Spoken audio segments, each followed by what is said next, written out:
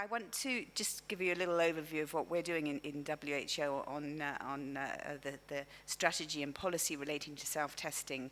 And this is a very collective effort from my colleagues in HQ and with my regional and country colleagues, particularly Baggaley here, who's speaking after me.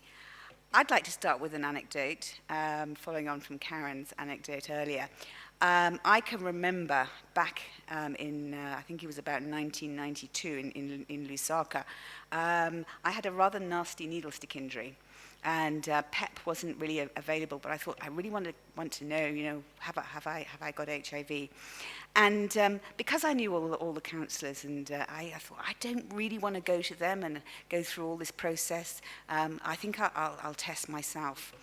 And at that time, you could obtain some really weird test kits. And this was a weird one that I think got off the internet or somewhere. And it was a salivary-based test kit that you had to filter the saliva through a sieve. And then it had to put it into various wells. There were about 25 steps. And the instructions for use were impossible to read and understand. And I completely made a botched job of this. Eventually thought, okay, and I went to the lab and I talked to one of the nice guys and we did a little test together. But I really thought this should be the way we should have access for people, particularly healthcare workers. Many years later, when I started at WHO, I arrived, and on my desk was a piece of work that Sue and Liz had done on self-testing in healthcare workers.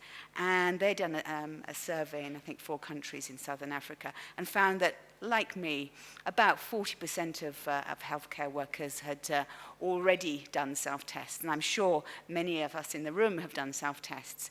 And we wanted to do them because we wanted to know first, we wanted that power before we made our decisions about what we were going to do next. And I think now we need to offer this power to everyone who wants to. And I think we're really at that time to stop being so paternalistic, to allow people to, if they want to make that decision.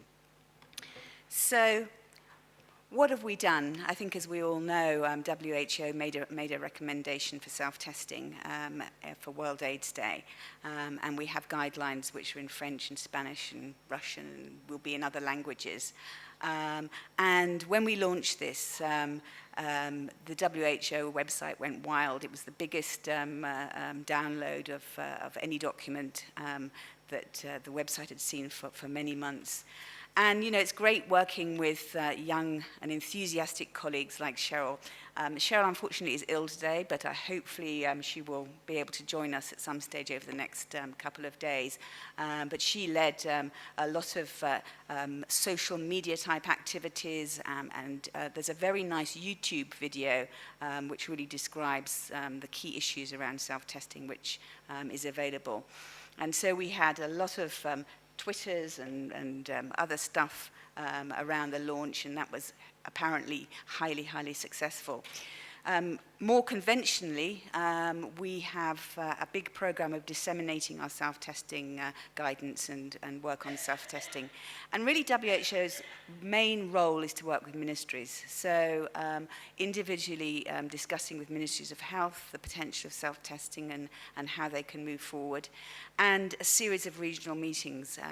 We had one the past couple of days, and we have a whole range of other regional meetings planned.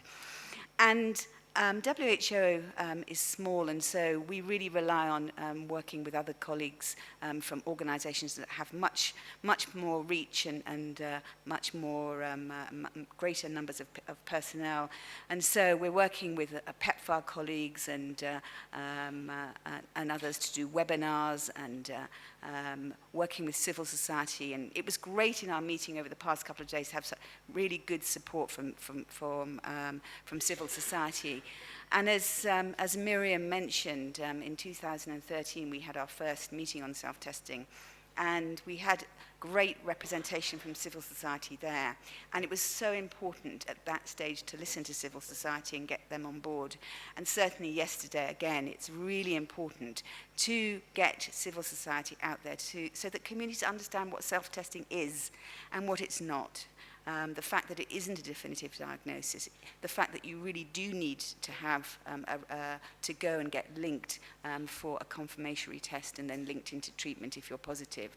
If you're negative, what this means, it means that you can be pretty sure that a negative result is negative, but if you've had a recent exposure or if you're an ongoing risk to have further testing. And I think we've known from other new interventions like male circumcision, getting community leaders on board will be a great way of disseminating the message about self-testing. We're now heavily engaged in implementation guidance, and again, it came up very much in the past couple of days. A lot of great stuff is already out there, and so we need to make sure that we collect that and we have a repository for all the SOPs and job aids that we can support self-testing through a whole variety of ways and with different communities. So, as I said, our role is really to support countries to get on board with self-testing, and through our work and through all your work, we're really pleased to announce that we now have 32 countries that are supporting self-testing in their national plans on self-testing, and I'm sure when we come back in 12 months' time, that will have increased hugely. And in WHO, we have a role in reviewing these policies as they come onto our desks, and we continue to support them to make sure that self-testing is included in a sensible and pragmatic way. We also track research and all the other studies. Although this is focused on Africa, there are many other projects across the globe that are doing self-testing, particularly focusing on key populations. And we're absolutely delighted to be part of the STAR Phase 1, Phase 2, and as we go on to support other projects that UNITAID is funding under their self-testing initiative. It really is amazing that UNITAID has grasped the self-testing agenda and been so active. I don't think we would have got such momentum and such interest from countries unless UNITAID had given that clear signal that this was a very important area and, as Robert said earlier, a game-changing intervention. We have a website, and this is something that Cheryl initially developed. It's not an official WHO website, which makes it much more nimble. And so we can really upload everything very easily, from tools about self-testing, current research, anything on self-testing that we get hold of. So I urge you to look at this site and let us know if there's anything that's missing and you'd like us to upload. And certainly at the moment we have information on 150 planned or ongoing projects on self-testing. Our other kind of role is really to encourage self-tests to get pre-qualified. You know, we don't want these poorly performing self-tests to be out there. They already are in numbers of pharmacies and through the internet, completely unregulated. So we want to encourage countries to use self-tests that are easy to use and as accurate as possible. And very, very luckily, the Global Fund and UNITAID are more expedient and faster than WHO, and we now have an oral fluid test that can be purchased through the Global Fund and can also be purchased with USAID funding through the COPS. And one other blood-based project is also available through the Global Fund for demonstration projects. WHO will pre-qualify the oral fluid test relatively soon. There are a few little steps that we need to continue to push them to do, and certainly blood-based ones will come along the way. We're also involved with UNITAID and others on the market landscape. And at the moment, in Geneva, at the same time as this meeting, we're having a meeting with diagnostic manufacturers, really to encourage them to develop self-tests, particularly from those who've already got a pre-qualification for RTDs for professional use. We also have a role in supporting greater funding, and although, of course, UNITAID has been the star in this, we really want to press other donors to come on board and support self-testing. And the Global Fund is the obvious other big donor in this field. I've been very remiss here. I haven't put the Gates Foundation, and I apologize. I was doing these slides late last night, and I don't know how I missed the Gates Foundation, but the Gates Foundation, again, has been a big supporter of some of the formative research on self-testing, on product development, and are a great ally in this work. And we also want to look at how self-testing can be integrated into other programs, particularly sexual reproductive health programs, and as a demand creation for PrEP and for VMMC. And we also need to look at post-market surveillance.